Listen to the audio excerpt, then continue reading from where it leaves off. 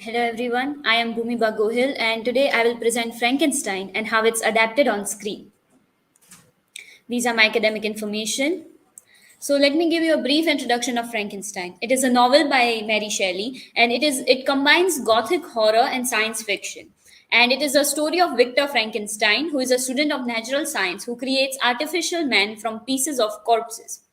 It explores themes of scientific ambition, responsibility of creator, and impact of societal rejection. So let us see the first 1931 adaptation of Frankenstein. Whenever any normal person hears the word Frankenstein, this is the image that comes to their mind. This iconic portrayal of Frankenstein is by James Whale in his 1931 adaptation. It is a very famous film of Frankenstein and it has paved the way for horror films as well. In one of his review, Hall says there is no denying that it is far and away the most effective thing of its kind.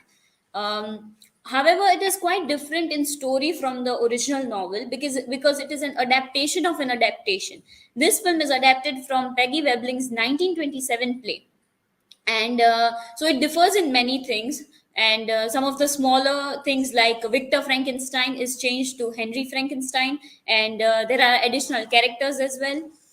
Some of the major changes is violent portrayal of the creature. Mary Shelley portrays creature as a very articulate and intelligent character, and he reads and he teaches himself to speak.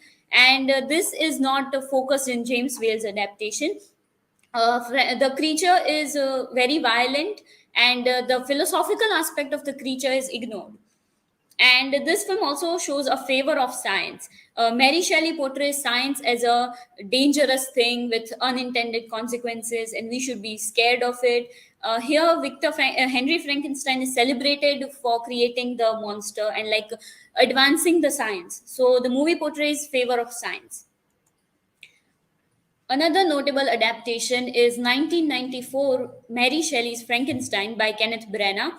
It is a most faithful adaptation, and it has beautiful cinematography. It uses wide landscapes to use, and it uses visual symbolism, and it uses grand epic landscapes to symbolize the isolation of the characters. And it also portrays a sympathetical portrayal of the creature, much like the Shelley's version. As Davis says in her review, Shelley's version and Brennan's version present the monster as something attempting to fit in. He educated himself, became articulate, and attempted to mold himself to fit in with the humanity. This isn't usually the case with classic depiction of Frankenstein's powerful monsters.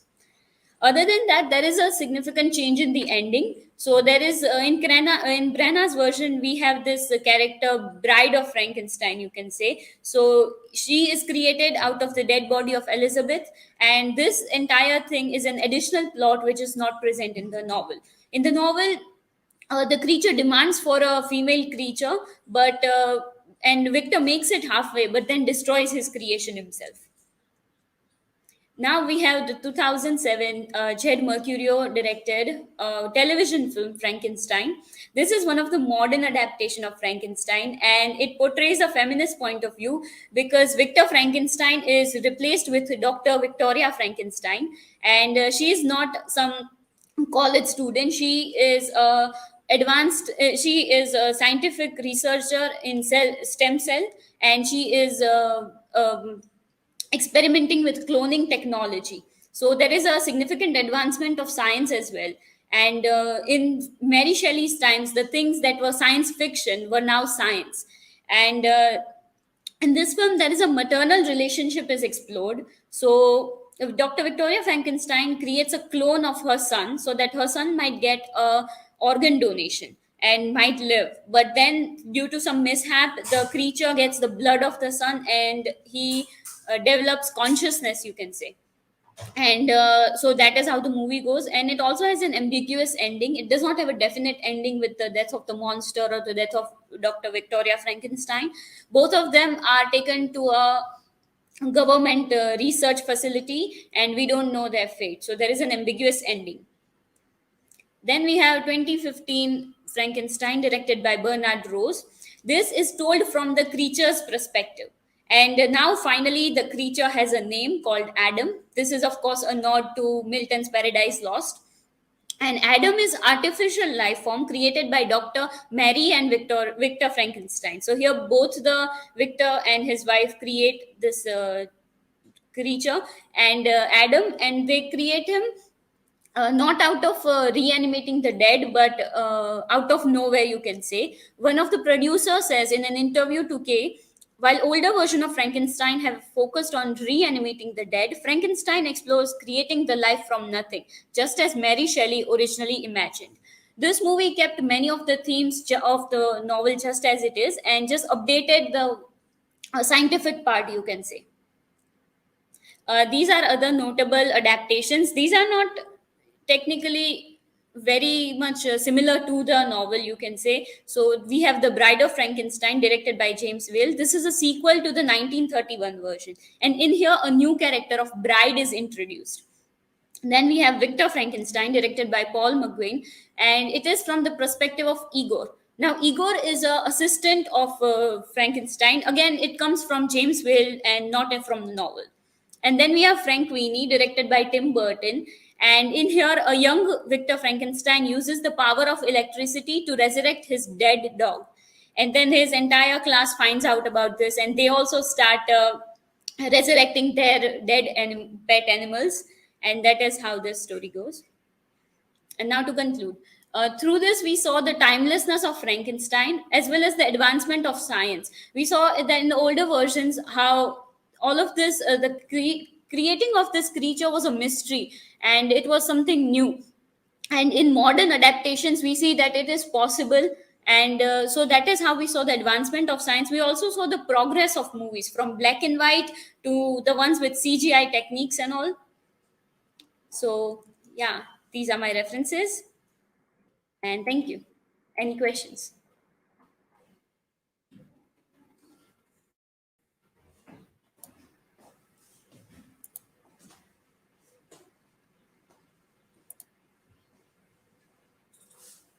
Bhumi, how have different film adaptations of Frankenstein approached the characterization of creature?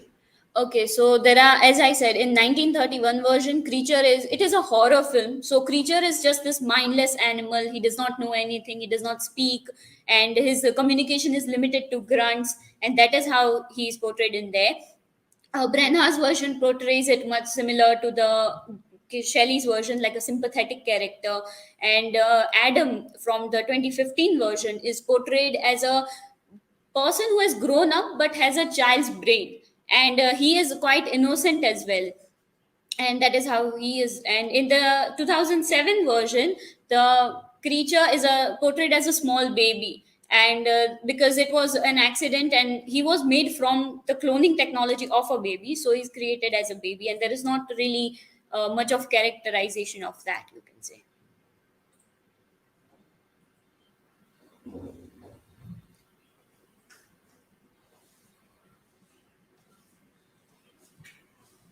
So, Bhumi, my question is among all these adaptations, which adaptations do you find most faithful to text? It would be Kenneth Branagh's version, because it is quite faithful, and others are completely changing the story. And in Kenneth Branagh's version, there are only minor changes, and that also are additional plot lines, and they are done to enhance the viewing experience. So I think Kenneth Branagh's version is the most faithful adaptation.